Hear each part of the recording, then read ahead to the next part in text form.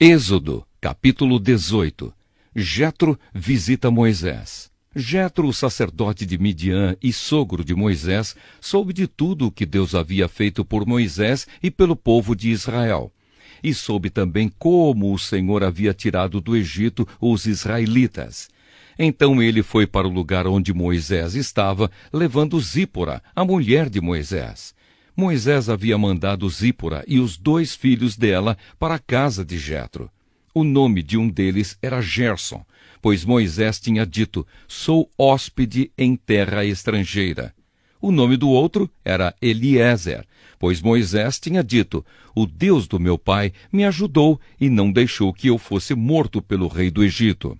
Jetro, o sogro de Moisés, foi com a mulher e os 2 filhos de Moisés para o deserto, onde Moisés estava acampado no monte sagrado. Ele havia mandado um recado a Moisés, dizendo que estava chegando com a mulher e os filhos dele. Então Moisés saiu para se encontrar com Jetro, curvou-se em sinal de respeito e o beijou. Cada um perguntou ao outro se ia bem de saúde, e depois eles entraram na barraca de Moisés. Ele contou ao sogro tudo o que o Senhor Deus, por causa do seu amor pelo povo de Israel, tinha feito com o rei do Egito e com os egípcios. Falou também a respeito das dificuldades que o povo havia tido no caminho e como o Senhor os havia socorrido.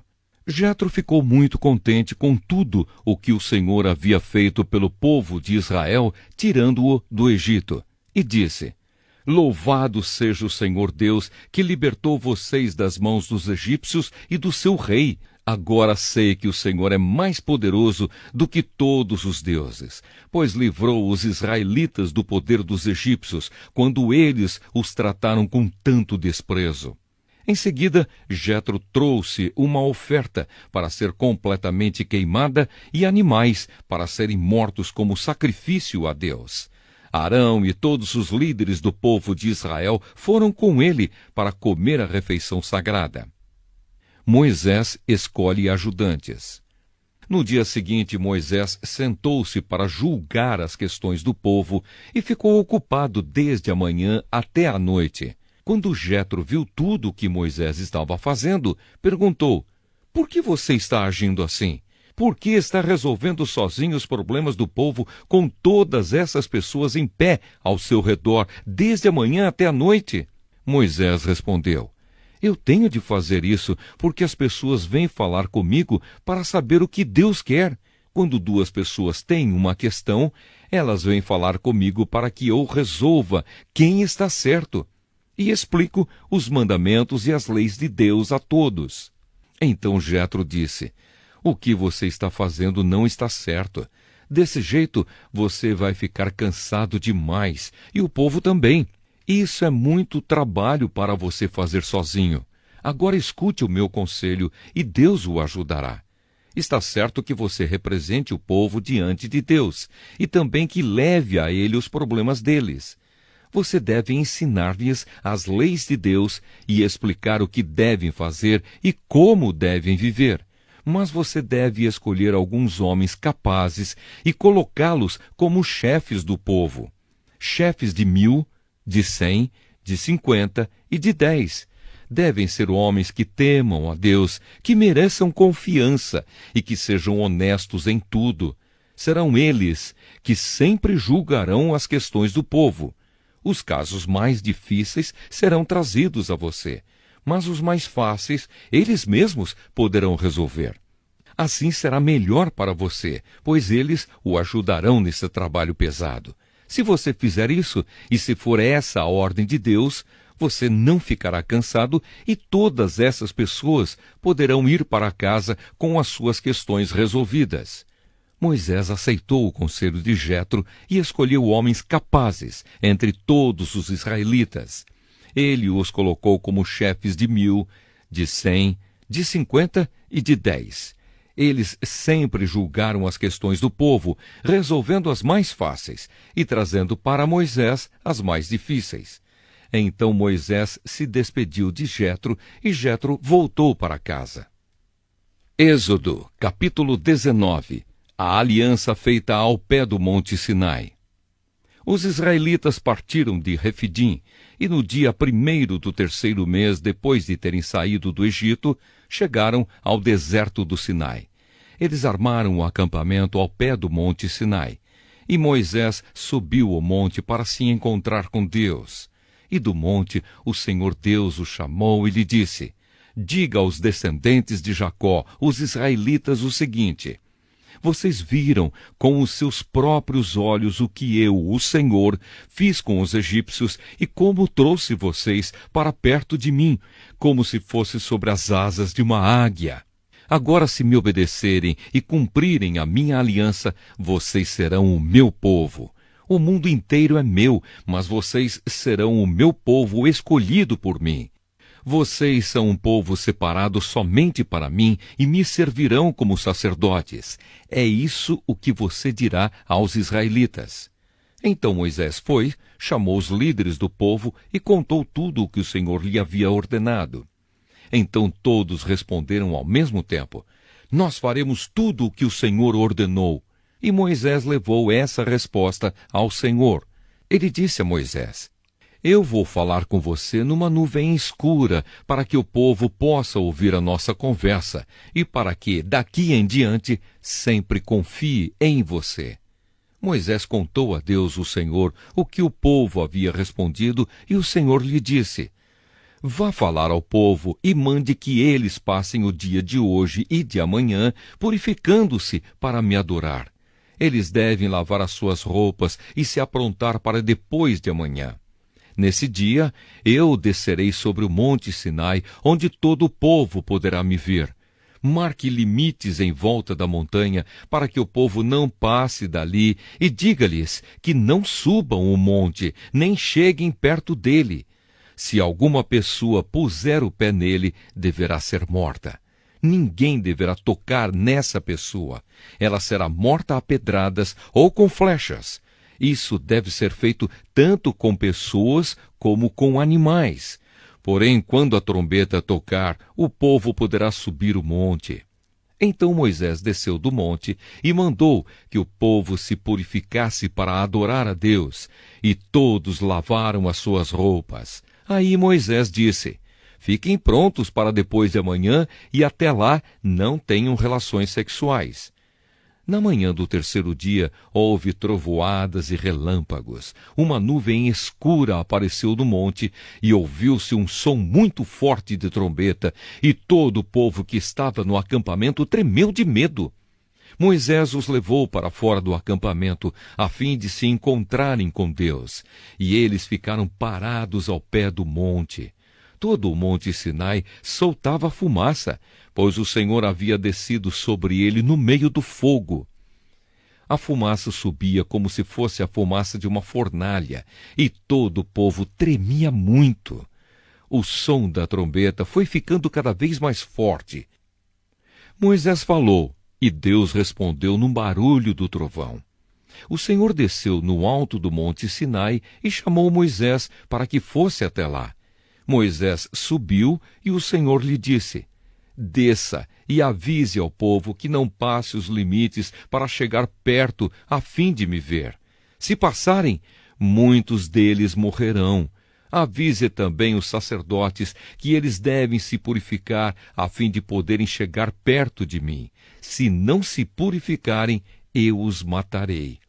Moisés disse a Deus, o Senhor: o povo não poderá subir o monte, pois tu nos mandaste respeitar este monte como lugar sagrado e mandaste também marcar limites em volta dele.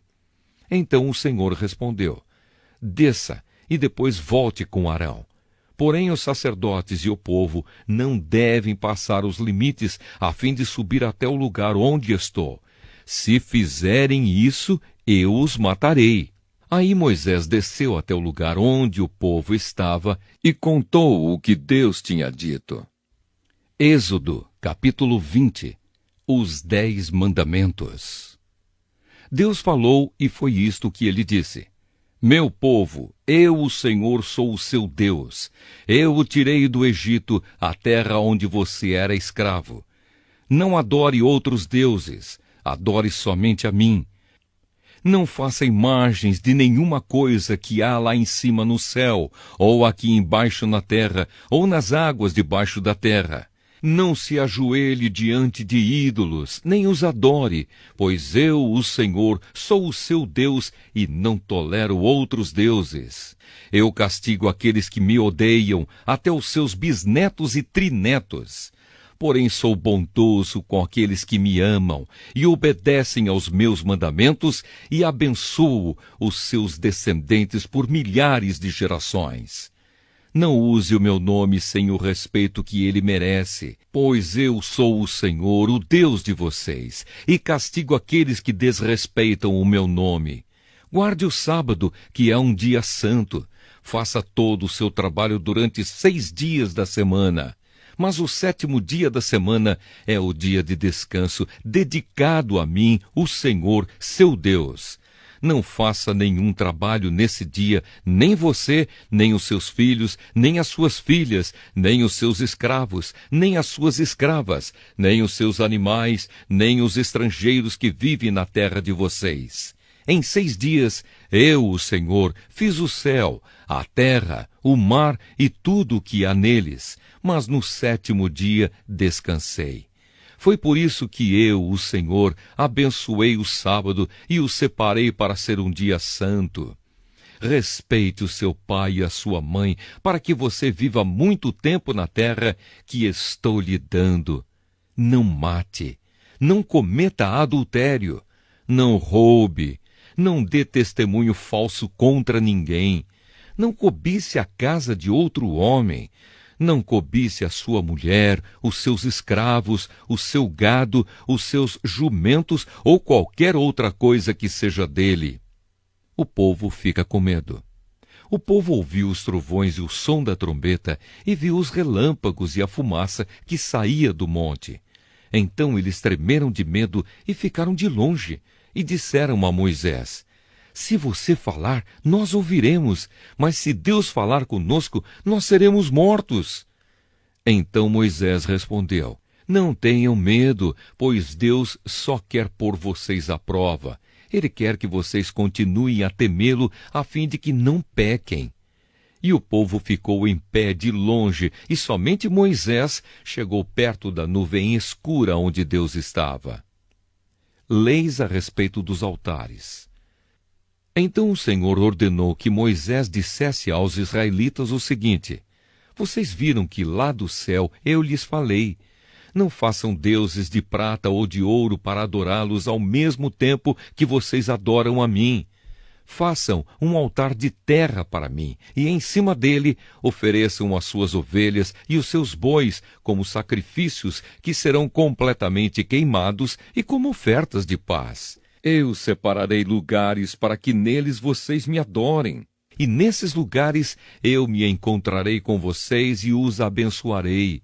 Se fizerem um altar de pedras para mim, não usem pedras cortadas com ferramentas, pois na construção do meu altar não poderão ser usadas pedras cortadas com ferramentas. Não façam o meu altar com degraus, porque se fizerem, a nudez de vocês vai aparecer ali. Êxodo, capítulo 21.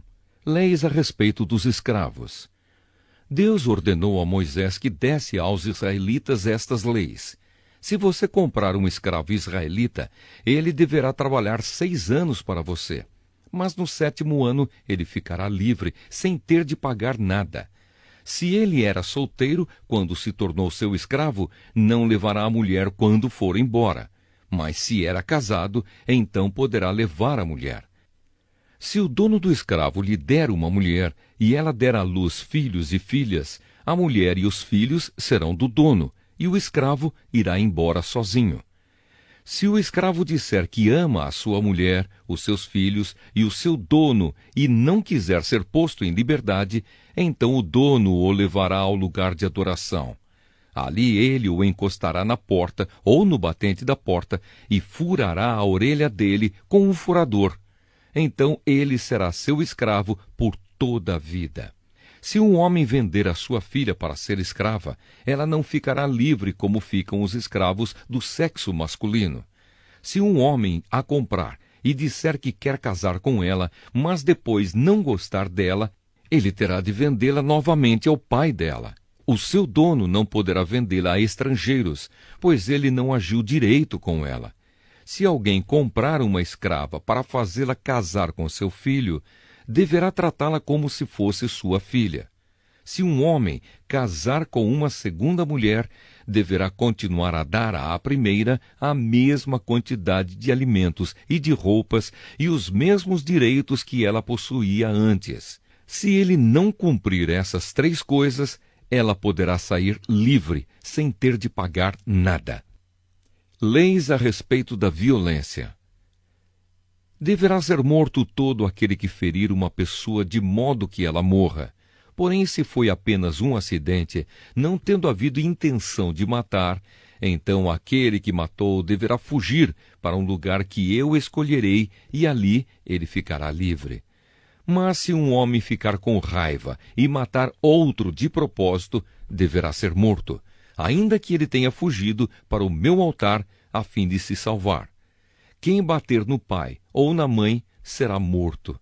Quem levar à força uma pessoa para vendê-la ou para ficar com ela como escrava, será morto. Quem amaldiçoar o pai ou a mãe, será morto. Se durante uma briga um homem ferir o outro com uma pedra ou com um soco, ele não será castigado se aquele que foi ferido não morrer. Mas se este ficar de cama e mais tarde se levantar e começar a andar fora da casa com a ajuda de uma bengala, então aquele que o feriu terá de pagar o tempo que o outro perdeu e também as despesas do tratamento. Se alguém ferir a pauladas o seu escravo e ele morrer na hora, o que bateu será castigado. Mas se o escravo morrer só 1 ou 2 dias depois, o dono não será castigado, pois a perda do escravo já é um castigo para o dono. Essa lei vale também para as escravas. Se alguns homens estiverem brigando e ferirem uma mulher grávida, e por causa disso ela perder a criança, mas sem maior prejuízo para a sua saúde, aquele que a feriu será obrigada a pagar o que o marido dela exigir, de acordo com o que os juízes decidirem.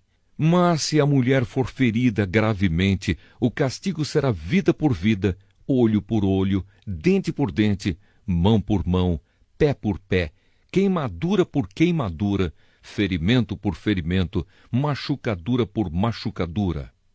Se alguém ferir o olho do seu escravo e ele perder a vista, o escravo terá de ser libertado como pagamento pelo olho perdido. E se alguém quebrar um dente do seu escravo, ele terá de ser libertado como pagamento pelo dente. Essa lei vale também para as escravas. Casos de acidente. Se um boi chifrar um homem ou uma mulher e a pessoa morrer, o boi deverá ser morto a pedradas e ninguém comerá sua carne. Mas o dono do boi não será castigado.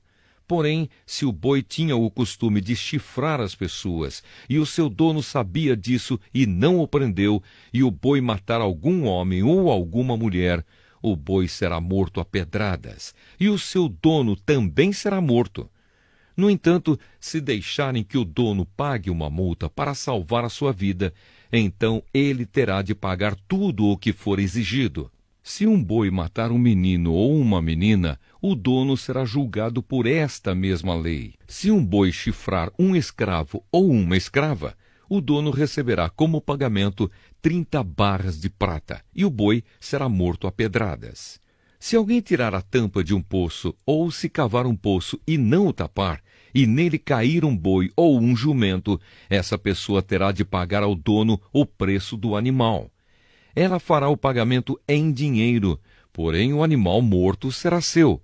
Se o boi de um homem ferir o boi de outro, e o boi que foi ferido morrer, o boi vivo será vendido e o dinheiro será repartido entre os 2 homens. E o boi morto será dividido também entre os 2. Porém, se o boi já era conhecido como boi chifrador e o seu dono não o prendeu, ele dará ao outro homem um boi vivo, mas o boi morto será seu. Até o próximo vídeo. Deixe seu comentário e inscreva-se no canal.